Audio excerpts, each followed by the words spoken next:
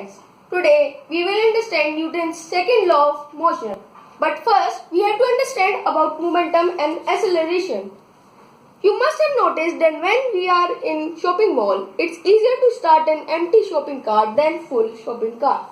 But once you start the cart, it's easier to stop the empty cart than the full one. Why is that so? This we may understand from the second law of Newton. This is Newton's cradle, which helps us to understand this beautifully. I made it at home.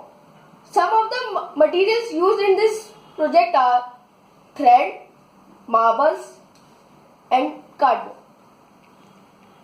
Now you will observe that they transfer energy to each other very visibly. If I lift and release one ball from one side, then one ball gets pushed out from the other side. If I pushed and released two balls from one side, then two balls get pushed out from the other side. Now what will happen if I lift and release three balls from one side? Three balls get pushed out from the other side. This is happening because of momentum is conserved. Momentum is transferred to the rest of the balls to the last one. So momentum equal to mass into velocity. Also we get an answer to our question that a full shopping cart has more mass. In order to accelerate it, we have to push it more force.